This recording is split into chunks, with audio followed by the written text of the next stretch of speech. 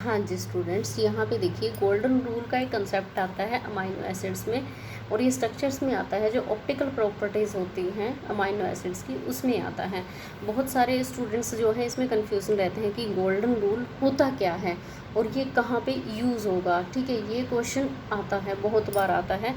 ठीक है, जैसे कि मैंने आपको लास्ट टाइम बताया था इसमें कि जो आर और एस कॉन्फ़िगरेशन होती है, ये देखिए आर और एस कॉन्फ़िगरेशन होती है, और एक एल और एस होता है। ठीक है, एल और एस, ठीक है, ये सारा का सारा मैं आपको आज बताऊंगी। ठीक है, क्लियर करूँगी इसमें। ये देखिए, हाँ जी, गोल्डन रूल हमारे पास होता है, कोई भी हमारे पास क्या है, एक अमाइनो एसिड की स्ट्रक्चर है।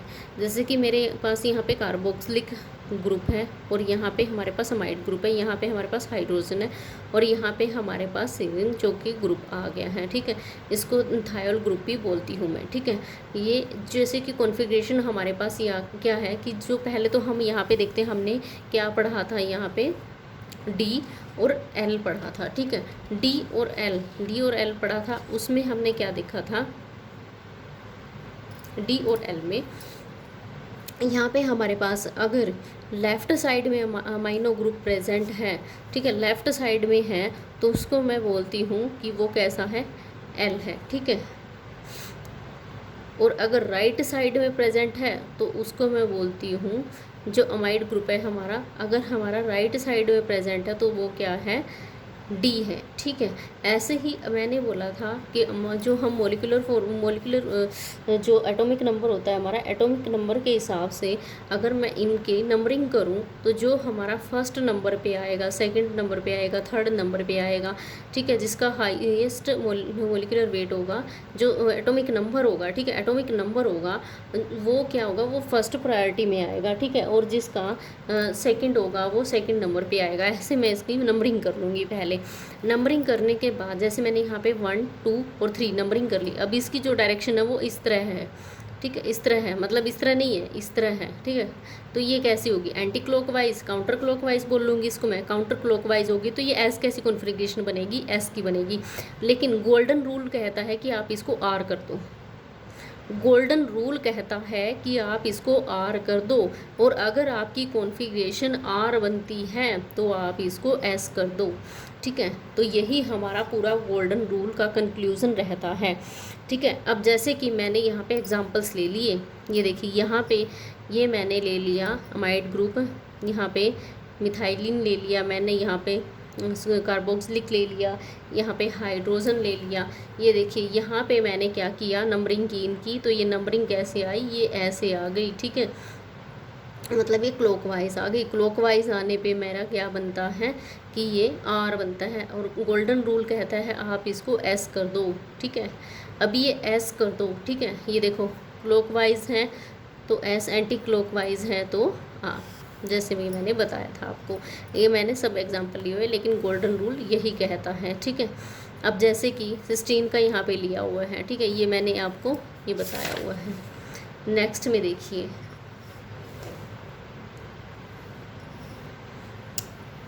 कायरल और एक कायरल क्या होता है। ठीक है, कायरल और एक कायरल, जैसे कि हमारे पास क्या है कि मिरर इमेज होती है।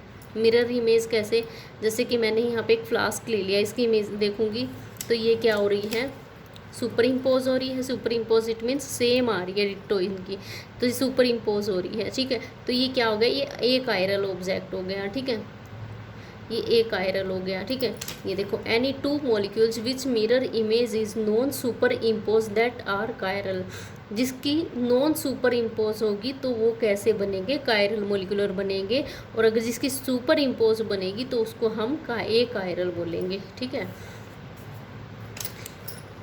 जैसे कि ये देखो, जैसे मैंने यहाँ पे लिया हुआ है, अब देखिए इसमें all amino acids except glycine optically active.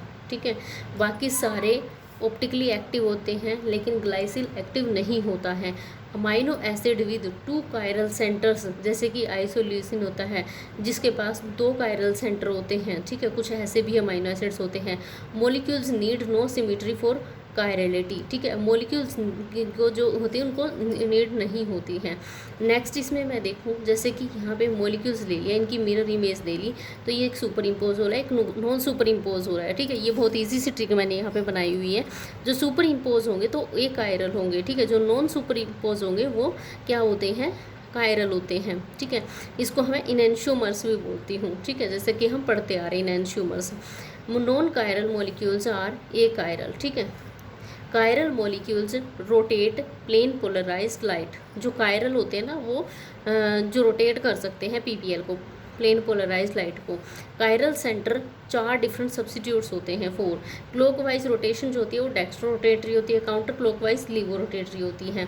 इसको हम बोल सकते हैं डी डेक्स्ट्रो भी बोल सकते हैं और एल लीवोफॉर्म्स भी बोल सकते हैं।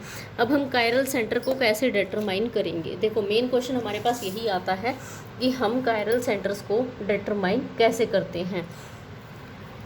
देखिए यहाँ पे मैंने क्या कर लिया, at least 1 carbon bind with 4 different groups with single bond, single bond के साथ अटैच होना चाहिए, जैसे कि ये है, ठीक है। यहाँ पे देखिए 1 कार्बन, नो सिमिट्री, जो सिमिट्री नहीं होगी, attach with carbon different group, non super imposable image होनी चाहिए, ठीक है।